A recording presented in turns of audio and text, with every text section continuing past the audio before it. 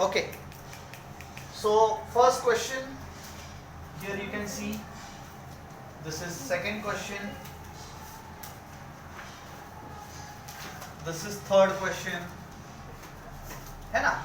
तो basically these questions are of linear equations, है ना, in one variable, है ना, जो आप आगे ग्रेड 8, 9, 10th में जाने के बाद अच्छे से यस लीनियर इक्वेशन क्या होता है सब कुछ देखेंगे. बट यहाँ पे क्वेश्चन है yes we need to just solve this और we just have to simplify और सॉल्व. Are you getting? अब यहाँ पे सॉल्व इसका मीनिंग क्या होता है? इसका मीनिंग होता है we have to find. Solve का मीनिंग होता है यहाँ पे yes find value of x, find value of whatever variable है ना. वेरिएबल क्या है यहाँ पे? एक्स. इधर भी एक्स है, इधर भी एक्स है, इधर भी एक्स है. तो किसी और क्वेश्चन में कोई और वैल्यू होगी. तो सॉल्व का मीनिंग समझ रहे हो? What is the meaning of solve? Find the value of variable. Clear है? तो यहाँ पे देखो जो कोई भी वेरिएबल है, अब किसी भी वेरिएबल की अगर हमें वैल्यू ढूंढनी है, बराबर है, तो क्या करना पड़ेगा? बोलो. उस वेरिएबल के टर्म्स को साथ में लाना पड़ेगा, बराबर है कि नहीं? जैसे यहाँ पे देखो इधर x दिख रहा है, इधर x दिख रहा है, बराबर है. ये दो टर्म है, तो इन दो टर्म्स को साथ में लाना पड़ेगा. एंड अब इसकी वैल्यू कैसे डिसाइड होगी? ये जो नंबर्स है वो दूसरी तरफ आने चाहिए. मोस्ट ऑफ टाइम हम कैसे लिखते हैं? जैसे मान के चलो x है, राइट? तो इसकी वैल्यू कैसी होती है? x की वैल्यू हो सकती है 1, हो सकती है 5, हो सकती है 10, हो सकती है, कुछ भी हो सकती है, right? So that value should be on right hand side, बराबर है. And only x should be on left side. Are you getting? So this is the purpose. हमारा पर्पस क्लियर हो गया क्या?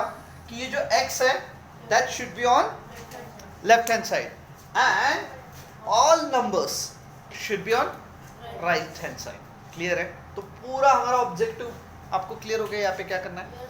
अब ये जो इज इक्वल टू साइन होता है इसके इस तरफ, बराबर, इसके इस तरफ एंड इसके उस तरफ, तो ये नहीं समझ में आएगा. तो ये जो साइड होती है this is called left hand side, बराबर है. एंड इस तरफ this is called as right hand side. जैसे मैं यहाँ पे हूँ तो दिस इज माय लेफ्ट, तो left hand side. This is my right, so right hand side. Okay, तो are you able to see something here on the left side of is equal to sign? Are you getting? And something on right hand side. Same case here also. Yes, on left hand side and these all terms are on right hand side. Clear है? इस question में भी वैसे ही है, left hand side and right hand side. तो ये कुछ basics है जो मैंने आपको बताया, जो जानना बहुत ज़रूरी है. क्योंकि बहुत बार ऐसा होता है ना, हम सॉल्व तो करते हैं बट समझ में नहीं आता कैसे शुरुआत करें. यस, कहाँ तक पहुँचना है, क्यों सॉल्व करना है. यस, समझ में आया? अब आपको क्लियर हो गया. सिंप्लीफाई और सॉल्व, इसका मीनिंग बहुत अच्छे से क्लियर हुआ. क्या है सिंप्लीफाई का meaning? What is the meaning of simplify? Find the value of X और find the value of variable, बराबर है. तो उसके लिए क्या करना पड़ेगा? Variable should be on one side and बाकी सारे नंबर्स कहाँ पे होने चाहिए? राइट. तो क्या करो, ये वेरिएबल एक्स इधर लिख दो और बाकी सारे नंबर ऐसे लिख देंगे. क्या ऐसे कर सकते हैं? No, it's a mathematics. So by rule जाना पड़ेगा. अब वो रूल होते हैं यहाँ पे कुछ एक तरफ लेके जाने के लिए, that is called rule of transposition, बराबर है. अब देखो यहाँ पे what are the rules of transposition, बराबर है. आपको ये ट्रांसपोजिशन वर्ड थोड़ा सा हेवी लगता होगा या हार्ड लग रहा होगा, but at the same time it is very easy. Position समझते हो? प्लेस जहाँ पे बैठा है, जैसे ये इसकी पोजीशन है, ये 5 की ये पोजीशन है, ये 9 की ये पोजीशन है. अब हमें उसकी पोजीशन क्या करनी? चेंज करनी है. तो उसे कहते हैं, चेंज को कहते हैं trans. We have to change the position of particular number और वेरिएबल. तो वहाँ पे कुछ रूल अप्लाई होता है, बराबर है. तो रूल्स क्या है? बहुत सिंपल है. अगर कोई भी नंबर इज इक्वल टू के इस तरफ है, लेट्स से -5 है, बराबर है, और हमें उस तरफ लेके जाना है, अरे गेटिंग यस ना, उस तरफ लेके जाना है, तो क्या हो जाएगा, +5 हो जाएगा, अरे गेटिंग समझे। अगर कोई नंबर यहाँ पे +5 है, राइट, उस तरफ जाके क्या होगा, -5 होगा। तो बेसिकली क्या कर रहे हैं आप, अगर कोई पॉजिटिव में है तो इज इक्वल टू के उस तरफ जाने के बाद वो क्या हो जाएगा, नेगेटिव हो जाएगा। कोई टर्म या कोई कांस्टेंट या वेरिएबल नेगेटिव है तो उस तरफ जाने के बाद क्या होगा, पॉजिटिव। अगर कोई मल्टीप्लिकेशन में है तो वो उस तरफ जाने के बाद डिवीजन में चला जाएगा। कोई डिवीजन में है तो उस तरफ जाने के बाद मल्टीप्लिकेशन में।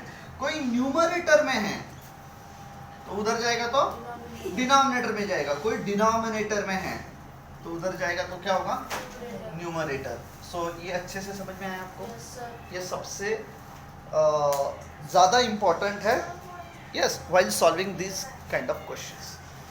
क्लियर हुआ ये? तो दोनों पॉइंट्स आपको क्लियर हुए। सॉल्व मतलब क्या होता है, जैसा ना, यस, और फाइंड मतलब यहाँ पे क्या होता है, यस, रूल्स ऑफ ट्रांसपोजिशन थोड़े बहुत समझ में आए। अब ध्यान देने वाली चीज़ है, अब देखो बहुत सिंपल है, हमें इस तरफ क्या चाहिए, इस तरफ मुझे चाहिए वेरिएबल, आर यू गेटिंग, और इस तरफ क्या चाहिए, मुझे नंबर्स चाहिए। आपको अगर आसान भाषा में मैं बताने की कोशिश करूं तो ऐसा समझ लो, क्या समझ लो कि लेफ्ट हैंड साइड में क्या चाहिए मुझे, वेरिएबल, बराबर है, एंड राइट हैंड साइड में क्या चाहिए, सारे नंबर्स चाहिए, are you getting. Right hand side में क्या चाहिए, सारे नंबर चाहिए। तो वैसे सोचते हैं हम, ये जो 5 है ये ऑलरेडी उसी तरफ है, इज इक्वल टू के, तो एज इट इज रख देते हैं। इस तरफ क्या चाहिए हमें, वेरिएबल। तो वेरिएबल कौन से टर्म में है, x, इस वाले टर्म में वेरिएबल है, एंड x -x/6 इसमें भी वेरिएबल है। वेरिएबल मतलब ये ABCD XYZ, ओके। तो यहाँ तक क्लियर हुआ?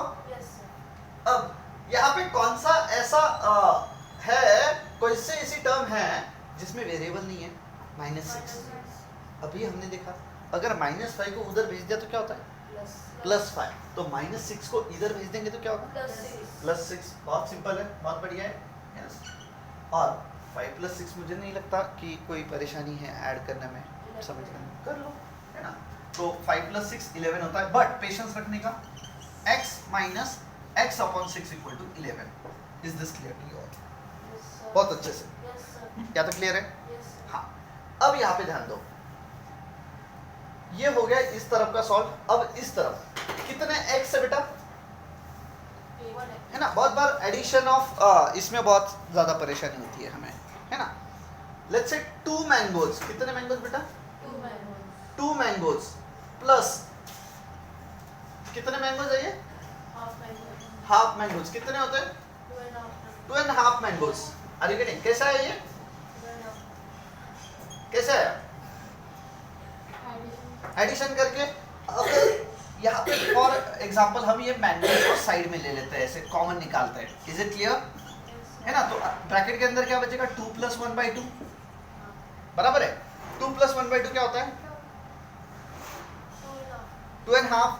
Are you not getting this, 2.5 होता है। तो ये हम कैसे लिख सकते हैं, 2.5 mango. Are you not getting, 2.5 mangoes. ये समझ में आया अच्छे से? तो ये भी आपको समझ में आ जाएगा। ये x मतलब कुछ भी हो सकता है, नारियल ले लो, जो कुछ भी लेना है आपको, कोई भी प्राइस ले लो, रेट ले लो, जो कुछ भी है आपको पता है। वेरिएबल मतलब अननोन, बराबर है। तो कुछ भी हो सकता है, किसी भी चीज़ की वो वैल्यू हो सकती है, या कोई भी चीज़ का नंबर हो सकता है, कुछ भी हो सकता है, क्लियर है। तो यहाँ पे हम x कॉमन लेते हैं, राइट, इसमें से भी और इसमें से भी। तो क्या आ जाएगा, यहाँ पे कितने x थे बेटा, यहाँ पे 1 माइनस, यहाँ पे कितने x थे, 1/6 इज इक्वल टू 11। बहुत अच्छे से क्लियर है। अब देखो डिवाइडेड बाय यहाँ पे कितना है, 1। डिनोमिनेटर में कुछ नहीं होता तो 1 होता है। अब इसे सिंपली सॉल्व करेंगे। अब ये फ्रैक्शन वाला आपने कहीं तो भी पढ़ा होगा, फ्रैक्शन को कैसे सॉल्व करते हैं। Yes, fractions, addition of fractions with same, yes, same denominator and addition of fractions with different denominator. जैसे इसे ये और एक नाम दिया जाता है addition of like fractions and addition of unlike fraction. जैसे मान के चलो 2/4 और 2/3 प्लस लेट्स से 7/3 है। Are you not getting this? है ना, दोनों का डिनोमिनेटर क्या है? सेम है। तो ऐसे केसेस में हम क्या करते हैं, डिनोमिनेटर एज इट इज लेके सिर्फ न्यूमरेटर को ऐड करते हैं 9/3। Is it clear? यह है समझ में? अगर मान के चलो अगर डिनोमिनेटर सेम नहीं है, जैसे 5/7 यस प्लस 1/14 है ना, तो ऐसे केसेस में क्या करना पड़ता है, डिनोमिनेटर्स को सेम करना पड़ता है। अगर इधर से विजिबल नहीं है तो इधर लिखते हैं। तो 5/7 प्लस लेट्स से 2/14 लिखा था ना, हाँ, तो दोनों के डिनोमिनेटर सेम करने होते हैं या क्रॉस मल्टीप्लाई करना होता है, दोनों में से कुछ भी कर लो। तो डिनोमिनेटर कैसे सेम होंगे, इसको 2 से मल्टीप्लाई कर लो, बात खत्म। नीचे किया तो ऊपर भी करना पड़ेगा, है ना, ये बहुत बेसिक है। सेम केस यहाँ पे भी, यहाँ पे दोनों के डिनोमिनेटर सेम है नहीं है तो कर सकते हैं कैसे, इसको 6 से मल्टीप्लाई करो, इसको भी 6 से मल्टीप्लाई करना पड़ेगा। a = 11। बहुत सिंपल है, समझा? अरे समझे नहीं समझ, बहुत इजी है ना? यस। तो ये x, अब ये देखो 1 × 6 तो ये हो जाएगा 6/6 - 1/6। जैसे एडिशन में होता है वैसे ही सब्ट्रैक्शन में भी होता है। अरे गेटिंग? अब देखो ये x, दोनों का डिनोमिनेटर क्या हो गया, सेम हो गया, तो कॉमन ले सकते हैं 6 and simply 6 - 1 will be equal to 11। Is it clear? So x × 6 - 1 कितना होता है, 5/6 = 11। अब हम क्या करते हैं ना, इसको इसके साथ मल्टीप्लाई करते हैं, तो ये हो जाता है 5x/6 = 11। या तो क्लियर है? अब ये जो 6 है ये डिनोमिनेटर में उधर जाएगा तो क्या पे जाता है, न्यूमरेटर में। अरे गेटिंग? मतलब नीचे है तो ऊपर वाला नंबर नीचे, तो ये 6 जो है नीचे है वो ऊपर जाएगा, ऊपर इसमें जाता है मल्टीप्लिकेशन में। सो 11 × 6 = 66 एंड ये जो 5 है ये ऊपर था ना, या मल्टीप्लिकेशन में उधर जाएगा तो division 66/5। Are you getting this? समझे? तो x की वैल्यू मिल गई कितनी, 66/5। इसी को आप किस में कन्वर्ट कर सकते हो, यस डेसिमल्स में या मिक्स फ्रैक्शन है। यस ये इम्प्रॉपर फ्रैक्शन है, it can be converted into mix fraction. आया समझ में? Yes. Can you check the value, is it right, correct है? Very good. अब यहाँ पे मैथ्स इज द सब्जेक्ट जहाँ पे मिस्टेक का कोई भी यस टॉलरेंट, मतलब maths is intolerant of mistake. Maths में जो मिस्टेक्स है वो बिल्कुल भी, मतलब चलो ना मैंने 6 - 1 5 की जगह 2 लिख दिया, क्या फ़र्क पड़ता है, ऐसा नहीं चलता। ये आप सभी को बहुत अच्छे से पता है ना? नहीं है तो आपकी टीचर आपको समझा देंगे। Are you getting? समझे नहीं समझे? Then let's look at the next question. Are you able to see here? है ना, ये वाला जो क्वेश्चन है वो रिलेटिवली सिंपलर है। रिलेटिवली सिंपलर मतलब है ना, जैसे यहाँ पे अलग अलग टर्म्स थे तो यहाँ पे वैसा कुछ है नहीं, सीधा कितने टर्म है, इस तरफ 2 टर्म है और दोनों क्या है, x के है, तो इधर उधर लेके जाने की एकदम से जरूरत नहीं। सिंपली यहाँ पे x कॉमन ले लो, यहाँ पे कुछ नहीं होता तो 1 होता है, 1/6 - 1/9 = 5। अब इसे सॉल्व करते वक्त क्या करना है आपको, यहाँ पे दोनों का डिनोमिनेटर सेम करना है। तो there are 2 ways to do it, है ना? Yes, either by cross multiplication और yes by finding LCM find करके इक्विवेलेंट फ्रैक्शन लो, वो सब कुछ आपको अलग से पढ़ना पड़ेगा। ओके, नहीं आता, बहुत इंपॉर्टेंट है, हर जगह बहुत प्रॉब्लम कर देता है। सो 1/6 - 1/9।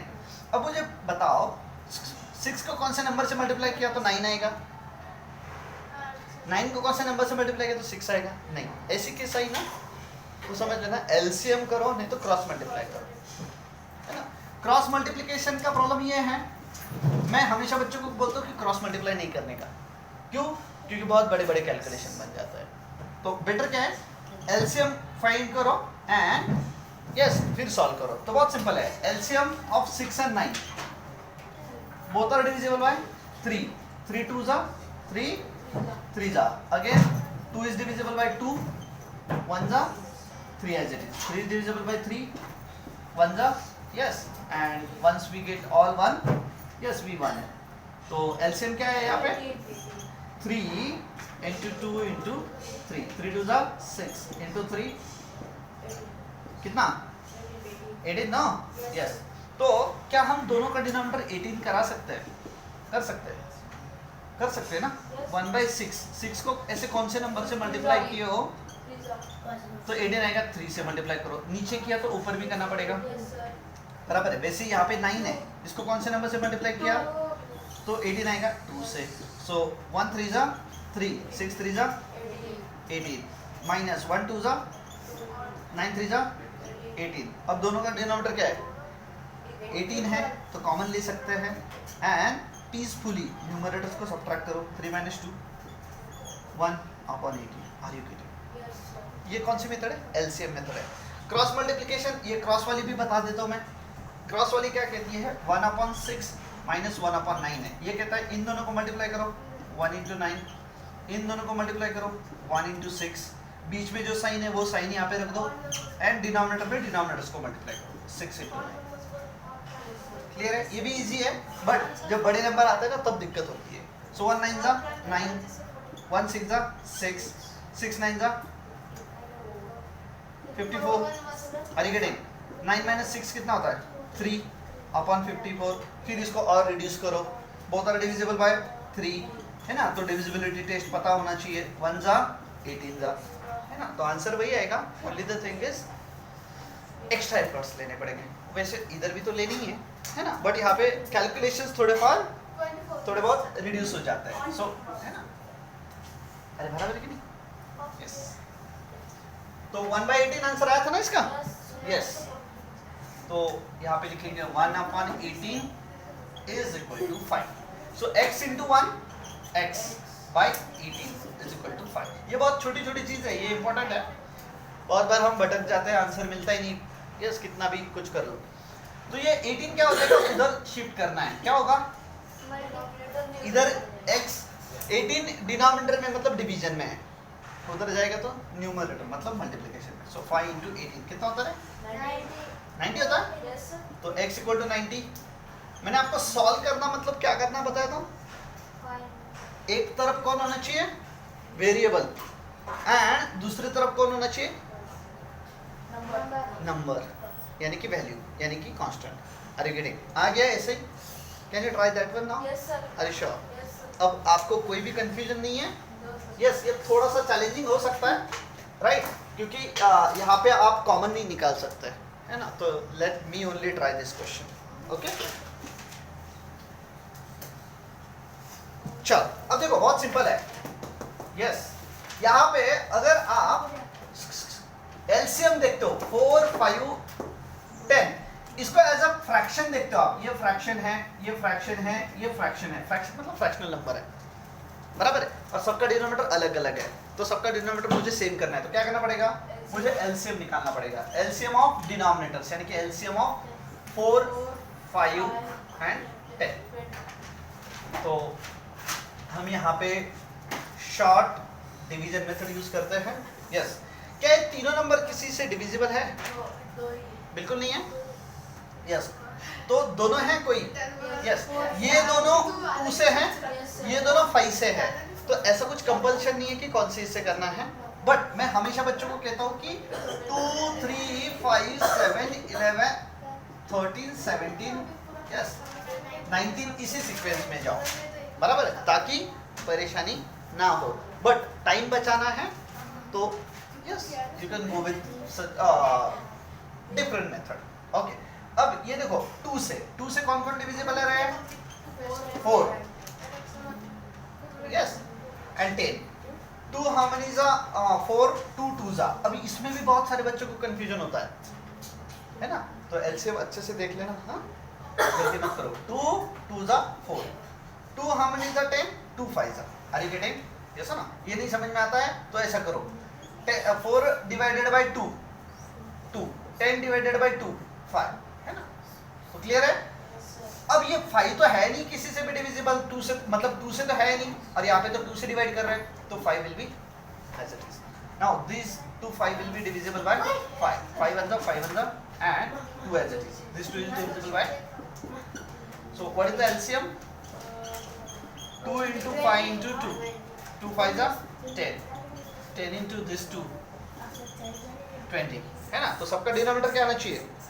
20. अरे श्योर. Yes, sir. चलो फिर सबका डिनोमिनेटर 20 लाते हैं.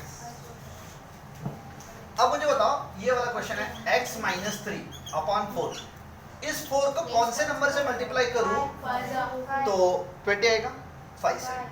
अरे करेंगे प्लस x प्लस 4 अपॉन 5. इस 5 को कौन से नंबर से मल्टीप्लाई करो तो 4 से. होशियार है ना आप लोग?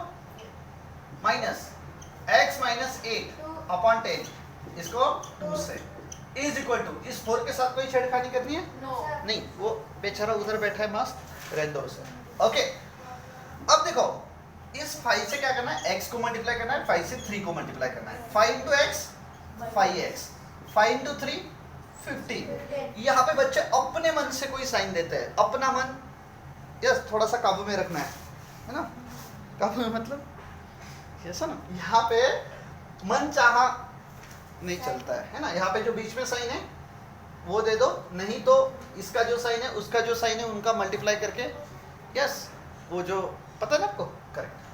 अपॉन 4 5 जा 20 प्लस 4 इंटू एक्स 4 इंटू 4 16, बीच में साइन प्लस 5 4 जा, इधर माइनस लिखा है मैंने ऑलरेडी, है ना? 2 इंटू एक्स 2 इंटू 8 16, बीच में साइन माइनस, अपॉन 10 टू जा इज इक्वल टू. क्लियर है? बहुत इजी है, ऐसा ना? इसके आगे क्या होगा? सबका डिनोमिनेटर सेम है तो ले लो कॉमन, तो क्या होगा? 5x minus 15 plus 4x plus 16 minus 2x minus 16 is equal to 4. इधर एक ही गलती होने के चांसेस होते हैं, यहाँ पे ब्रैकेट न देना, और ये ब्रैकेट नहीं दिया तो ये हो गया गलत. ये अननोइंग मिस्टेक है, मतलब आपको पता भी नहीं चलता और मिस्टेक हो जाती है. अरे गड़े, तो ये चीज यहाँ पे आपने ध्यान रखनी है. देखो क्या होता है, अब ये जो बाहर का साइन है ना, ये इसको मल्टीप्लाई करेगा और तब जाके वो सारे टर्म्स क्या होने वाले? कंबाइन होने वाले हैं. तो 5x इसके साथ कुछ भी इधर मल्टीप्लिकेशन में नहीं है, तो एज इट इज माइनस 15. इधर देखो plus into plus plus 4x plus into plus 16 plus 16. यहाँ पे देखो minus into plus minus 2x minus into minus plus 16. Are you getting? Yes, यहाँ पे ध्यान रखना है. Yes, is equal to 4. अब देखो ना, 5x plus 4x minus 2x, 5x plus 4x 9x minus 2x 7x. Okay, plus 16 plus 16 32 minus 15 plus 17 ना upon 20 is equal to 4. ये 20 क्या है? उधर जाएगा तो क्या होगा? न्यूमरेटर में, एंड यस 20 डिनोमिनेटर में एक है सिर्फ डिवीजन में, उधर जाएगा तो मल्टीप्लिकेशन. सो इमीडिएटली कर लो. 20 into 4 सॉरी 80 ना, हाँ, and that 17 will go to that side. So 80 minus तो क्या होता है? 63. x इक्वल टू 63 अपॉन 7 ना, हाँ, कितना होता है? इस तरफ वेरिएबल, इस तरफ आए समझ में अच्छे से? क्लियर है? चलो करो सॉल्व. अब मन से ट्राई करो थोड़ा सा.